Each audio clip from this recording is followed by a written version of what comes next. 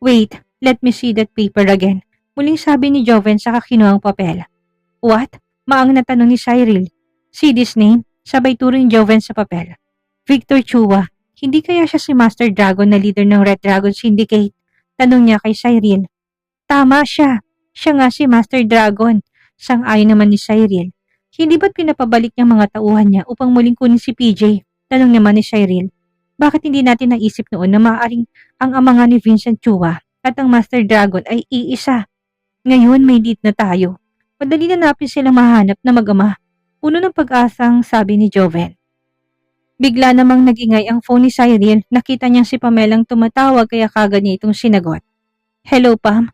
Ate, gising na si PJ at hinahanap ka. Sabi ni Pamela sa kabilang linya. Napatingala si Cyril sa monitor at nakita nga niyang gising na si PJ at tinitingnan naman ni Charlotte ang sugat niya. Pupunta na ako dyan. Maikling sagot niya at pinatay ng tawag. Akmang bubuksan sana ni Joven ang pinto kung saan sila pumasok ng pigilan to ni Cyril. No, sa kabila tayo dadaan. Pigil niya sa kabinuksan ng kabilang pinto patungo sa closet niya. Napailing na lang si Joven dahil sa naisip. Bakit bang daming sikreto sa bahay na to? Bulong niya. For safety, Joven. At ikaw lang ang takong nakakaalam. Ana si Cyril habang papalabas na sa closet nito. Yeah, you're right. Sang-ayon na lang niya. Hindi niya akalain na maririnig yun ni Cyril. Agad nang niyakap ni Cyril ang kanyang anak. Hinalikan din niya ito sa noo. Mommy, why are you crying? Nag-aalalang tanong ng bata. Ayaw kasi ni Mommy nakikita kang nahihirapan. Ako dapat ang nandyan na nakahiga sa hospital bed. Kung hindi mo hinarang ang bala na para sa akin, ikakamatay ko kung may mangyaring masama sa'yo. Hindi ko mapapatawad ang sarili ko. Madamdamin na wika ni Cyril kay PJ habang yakap nito ng mahigpit ang ulo ng bata. Kuyom naman ang mga kamay ni Joven habang pinapakinggan ng pag-uusap ng mag-ina. Hindi rin tumitigil sa pag-ikting ang kanyang panga. Pero Mommy, babariling ka kasi ng bruha na yon. Ayaw ko magkaroon ka ng sugat, Mommy. Kasi hindi mo na ako ipagtatanggol kung may sugat ka. Hindi ka na makakalaban sa mga bad guys, Mommy. Inosenteng sagot ng bata. Makinig ka sa akin, anak. Hindi mo tungkuling protektahan ako. Ako ang dapat na nagpoprotekta sa'yo dahil anak kita. Tungkulin ko yun bilang magulang. Promise me, hindi mo na yun uulitin. Paalala pa ni Cyril sa kanyang anak. Yes, Mommy. Sorry, Mommy, kung natakot ka. Mahal na mahal kita, Mommy. Malambing na sagot ni PJ sa kahinalikan ng ina. Pati sina Pamela at Charlotte na nakaupo sa sofang nasa kwarto ni PJ ay naiyak na rin habang pinapanood sila. Lumapit naman si Joven sa mag-ina at niyakap niyang mga to. Nasa ganong ayos sila nang biglang pumasok ang mga magulang ni Cyril. Gulat na gulat naman si Cyril dahil hindi niya alam kung paano magpapaliwanag sa mga magulang. Huling-huli na silang dalawa ni Joven na magkayakap at nakita din niyang reaksyon nila. Mama, Papa, nandito na pala kayo. Kumain na ba kayo? Baka nagugutom kayo. Sunod-sunod na tanong ni Cyril. Marami ka na talagang dapat ipaliwanag sa amin, Cyril, sabi ng kanyang ama na seryosong nakatingin sa kanya. Tinawag na rin siya sa buo niyang pangalan kaya alam niyang mahaba-habang debatihan ang magaganap. Judge versus lawyer. Sabi pa ng pasaway niyang isip. Dinala na lang ni Cyril ang mga magulang sa loob ng kanyang library para doon sila kausapin. Pagpasok nila sa loob ay pinaupo nila na muna niyang magulang sa sofa. Baka gusto mo nang simulan ng pagpapaliwanag ngayon, Attorney Cyril Castro. Abogado ka pa rin ba? Militar? O taong labas? Tanong sa kanya ng amang nasa tinigang pagkairita. Secret agent, Papa. Isa po akong secret agent.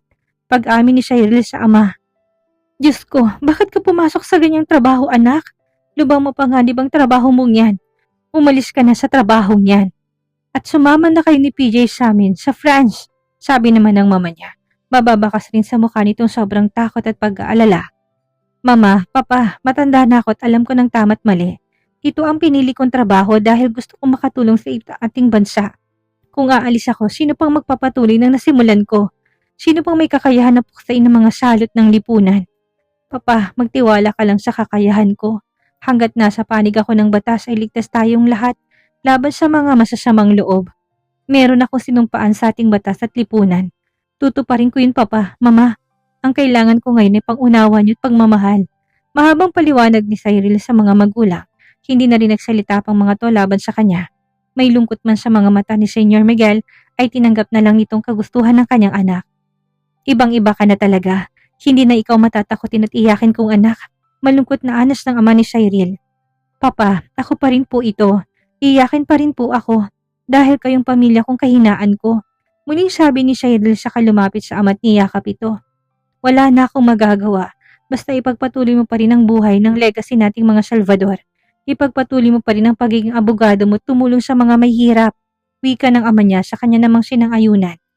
Hindi mo ba kami ipapakilala ng mama mo sa boyfriend mo? Muling tanong sa kanya ng ama. Biglang napabitaw si Cyril sa pagkakayakap sa kanyang papa dahil hindi siya inasana gusto nilang makilalang boyfriend niya kuno. Napaisip tuloy siya kung ano nga ba sila ni Joven. Oo at nagsasama na sila sa isang room pero hindi niya alam kung anong relasyon nila. O bakit hindi ka nagsasalita dyan? Tanong naman ng mama niya. Sandali lang po tatawagin ko si Joven. Kinakabahan na paalam ni Cyril sa magulang. Nagmadali siyang naglakad at tinungo ang pintuan. Agad niya itong binuksan at kagading sinara. Napahawak pa siya sa kanyang dibdib. Ang lakas ng kaba niya, parang may naghahabol ang kabayo sa kanyang puso. Nang mapakalmang sarili, pinunta na nito si Joven na nasa room pa rin ni PJ. Agad niyang dinala si Joven sa kanyang library upang mapakilala to sa mga magulang. Nakahinga ng maluwag si Cyril na matapos kamayan ng papa niya si Joven. Wala namang ibang katanungan ng mga magulang nito maliban sa hiling nilang pakalamahin at alagain ang kanilang anak at apo. Matapos nilang mag-usap ay kumain naman sila ng tanghalian. Masaya pa silang nagkwentuhan hanggang matapos na silang kumain. Matapos nilang kumain na nagpaalam na muna sina Cyril at Joven. Papunta sila sa kanilang headquarters para makausap ang mga tauhan niya. Pagdating nila sa headquarters ay kagad naman silang nagtungo sa conference room. Dito naghihintay sa kanila si General Pineda. Agad naman silang nagsimula sa meeting. Napatunay rin nila na si Victor Chu ang pinuno ng Red Dragon Syndicate. Isang malaking samahan to sa underground at sangkot sila sa malawakang krimen sa bansa. Marami din sila mga negosyo at illegal at pangmamayari din sila ng mga laboratory ng drugs. Pinaganda sila ni General. Kailangan nila magpahinga na munang mabutit bukas ng gabi sila magsisimulang maglinis ng mga salot sa lipunan. Umuwi na muna sina Cyril at Joven. Dalawang magkasunod na gabi na rin hindi natulog si Cyril. Kinabukasan maagang nagising si Cyril at nagtungo sa kusina. Matagal na rin siyang hindi nakapagluto para sa kanyang anak. Nagigilty tuloy siya dahil magmula nang dumating si Joven, hindi niya na naasikasong anak niya. Nag-bake na rin siya ng cheesecake, paborito ng kanyang anak. Nagsasandok na siya ng kanin na biglang may yumapos sa kanya mula sa likod. Amoy pa lang alam niya na kung sino to. Napangiti na lang si Cyril dahil talaga namang kinikilig siya. Good morning, bati niya kay Joven. Parang dumikit na kasi yung mukha ng lalaki sa leg niya at hindi na ito gumalaw. Morning, sagot naman ni Joven sa namamaos na boses. Panay lang ang singhot nito sa leeg ni Cyril. Joven, ano ba? Baka makita tayo ni naman papa. Saway niya sa lalaki. Tumawa lang si Joven. Ano ba Joven? Halik ka ng halik sa akin. Hindi pa ako naliligo. I don't mind. Gusto ko laging inaamoy ka. Nakakaadi ka kasi. Agad namang namulang mukha ni Cyril. You look more beautiful when you're blushing. Sabi pa ni Joven sa kanya. Kaya naman kinurot niya nito ni Cyril sa tigiliran at kinahiyaw nito. Kumain ka na nga lang dyan. Baka gutom ka lang. Sabi niya sa lalaki sabay tulak palapit sa dining table. Binigyan niya na rin ng kape ang lalaki at kagad naman tong hinigop ni Joven. Ang sarap. Sabi pa niya sakay nilang isang upuan at pinaupo dito si Cyril. Umupo ka na, sabayan mo akong kumain. Mas masarap kumain kapag may kasabay. Sabi pa ni Joven sa kanya, kaya kumain na rin ito. Matapos nilang magagahan, pinunta na naman nila si PJ. Tama naman na nagising na to kaya pinakain ni Cyril. Kinagabihan naganda ni si Cyril at Joven para sa gagawin nilang pagsalakay sa warehouse na pag-aari ng mga tsuwa. Sinabi ng isang nahuli nilang tauhan ni Master Dragon na doon sa warehouse na yun pinapadala ang merchandise na export nila sa ibang bansa. Dito rin binabagsak ang mga inimport nila. Kailangan makumpiska natin ang lahat ng mga kontrabando sa warehouse na yon. Hanggat maaari ayaw ko na may masira at pwedeng gawing ng ebidensya. Kailangan natin makakuha ng matibay na ebidensya laban kay Victor Chua para tuluyan na makasuhan ang salot na yon at mapigilan sa paglabas niya ng bansa. Mariing bilin sa kanila ni General Pineda, agad naman silang sumaludo sa kanilang pinuno. Sakay sila ng malaking truck na ginagamit sa pag-deliver ng gatas. Nakuha nila ito sa operasyong kasama nilang agent kahapon. Malaki ang hinala nilang makakontrabandong isasakay sa loob ng truck na ito. Mabuti na lang at nakuha nila ito upang sa ganun ay makapasok sila sa warehouse ng walang kahirap-hirap. Pagdating nila sa gate ng warehouse ay pinatigil na muna ng mga security guard ang truck sa labas. Hiningi din ang lisensya ng driver at mas husing tinignan ito ng gwardya. Maya may binalik rin ang lisensya nito at pinagbuksan ng likod ng truck. Agad namang bumaba ang mga driver upang buksan ang likuran ng truck. Kinakabahan si Jonas na buksan ito dahil nasa loob ang mga kasama nitong agent. Pagbukas ng pinto ay kagad naman tinignan ng guard ang loob. Nakahinga pa si Cyril ng maluwag dahil hindi naman ito pumasok sa loob ang guard. Binuksan na rin nila ang gate pagkatapos sumenyos ang guard.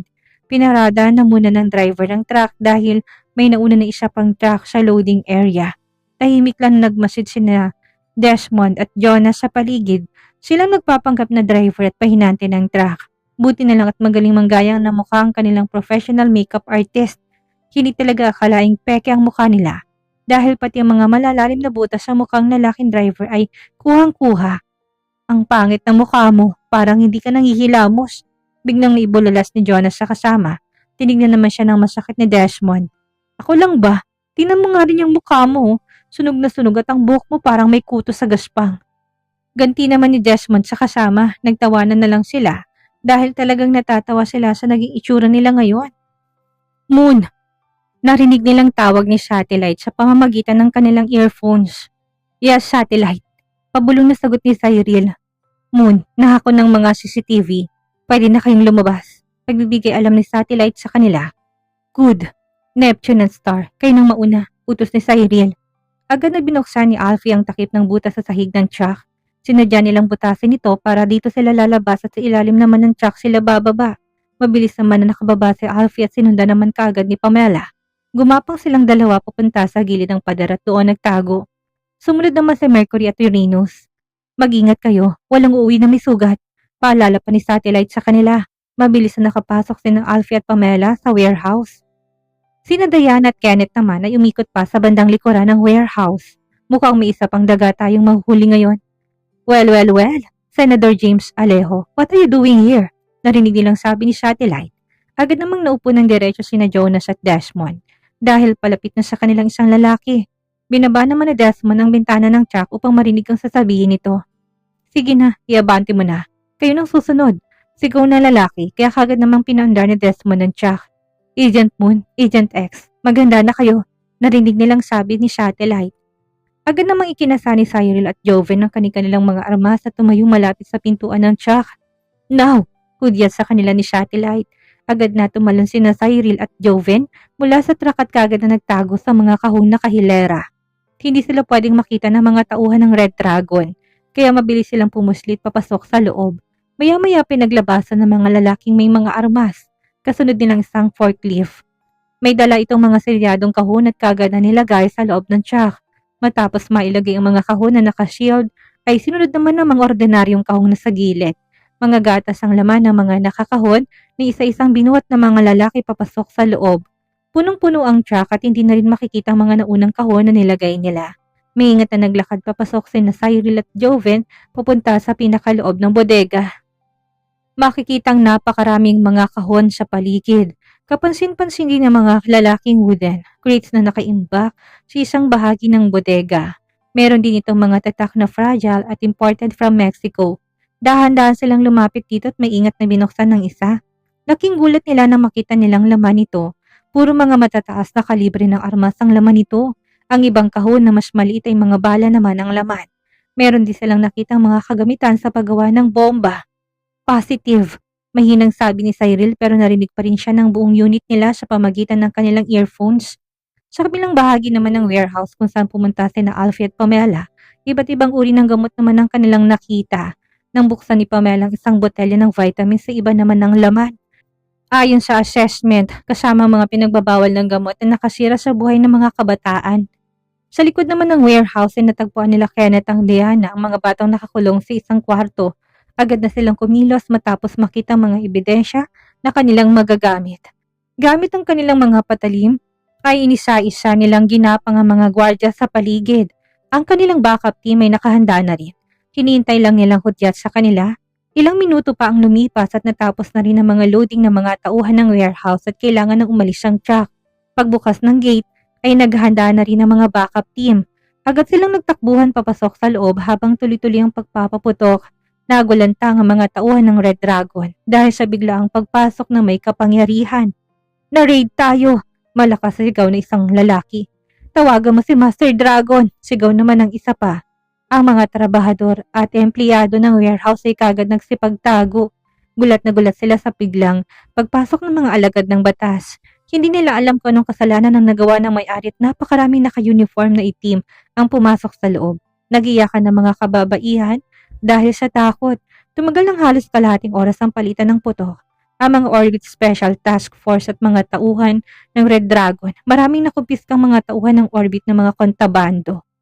Kabilang na dito mga armas, bala, explosive device, drugs at kabataang balak sanang ipadala sa ibang bansa. Madaling araw na silang nakauwi, kailangan nilang magpahinga dahil may susunod pa silang operasyon kinabukasan. 3 gabi nang sunod-sunod ang pag-raid ng Orbit sa mga negosyo ni Victor Chua. Napatunayan din na ginagamit niyang mga negosyo niya upang pangtakip sa tunay na ginagawa nito. Lumabas na rin ang whole departure order para kay Victor Chua. Kaya naman panatag ng loob ni General Pineda na hindi na makakalabas ng bansa si Chua. Galit na galit naman si Master Dragon dahil sa sunod-sunod na pag-raid sa kanyang mga negosyo. Bumagsak na rin ang sales ng kanyang mga produkto gaya ng gatas, beverages at maging ang mga delata na kanilang ini-export sa ibang bansa. Alamin niyo kung sinong pumasok sa mga warehouse at pabrika ko. Dalhin niyo sila sa akin at ako mismong papatay sa kanila. Bilyon ang nawala sa akin dahil sa mga animal na yon. Hindi ako papayag na basta na lang silang makakalampas sa mga kamay ko. Magbabayad sila ng mahal. Galit na utos nito sa kanyang mga tauhan. Pinagbabasag pa nitong lahat ng mahawakan niya at dito na lang ibinuhos ang kanyang galit. Pumasok si Cyril sa kanyang opisina dahil may bagong hearing siya ng tanghali. Tuloy-tuloy lang siyang pumasok sa kanyang opisina dahil tanghali na. Kailangan niya pag-aralan muli ang ebidensyang hawak niya upang madiin ang isang negosyanteng kalaban nila sa kaso. Alauna ng hapon sila umalis upang magtungo sa City Hall. Hindi naman nagtagal ang ginawang pagdinig sa korte at kagad din silang natapos. Tuwang-tuwa pa sila dahil napatunayan na nagkasalang kanilang kalaban. Pinagbayad din ng negosyante sa mga taong naapektuhan dahil sa kasakiman nito. Mag-celebrate naman tayo. Matagal na natin hindi ginagawa yun. Nakakamiss na rin kahit na mag-bar lang tayo mamayang gabi. Sabi ni Yvette na mukhang may personal na problema to. Kayo na lang dalawa, hindi ako pwedeng iwanan si PJ, sagot ni Cyril. Bakit, may nangyari ba sa inaanak ko? Nag-aalalang tanong naman ni Lorraine. Nakagat ni Cyril ang kanyang labi dahil nadulas siya sa kanyang mga kaibigan. Ano kasi, may sakit kasi si PJ ngayon kaya hindi na muna ako makakasama sa inyo. Pagkakailan niya sa 2 kaibigan. Ha? Ano sakit ng inaanak ko? Nag-aalalang tanong naman Yvette. Buti pa, dalawin na lang natin si PJ. Doon na rin tayo mag-celebrate. Suggestion naman ni Lorraine, napakamot na lang ng kanyang ulo si Cyril. Wala na siyang magagawa dahil nadulas na siya at nasabi niya na may sakit ang anak niya. Gagawa na lang siya ng paraan upang makaalis mamayang gabing hindi na makakalat ang 2 kaibigan niya. Kailangan niyang mapasok ang bahay ni Senator Alejo. Kailangan nilang makakuha ng matibay na ebidensya laban sa tiwaling politiko na yon. Pagdating nila sa bahay, kagad nilang pinuntahan si PJ sa kwarto nito. Nakahiga nito sa sarili niyang kama at nakasuot na rin ng pajama. Hindi maaring malaman ng mga kaibigan niyang tunay na kalagayan ng kanyang anak. Bago pa sila dumating ay nag-message na kay Pamela na ayusin ang kanyang anak. Tinanggal nila ang hospital bed nito sa loob ng kwarto para hindi magtakang dalawa na nasa malubhang lagay si PJ. Hindi alam ng 2 kaibigan ang tunay na trabaho ni Cyril.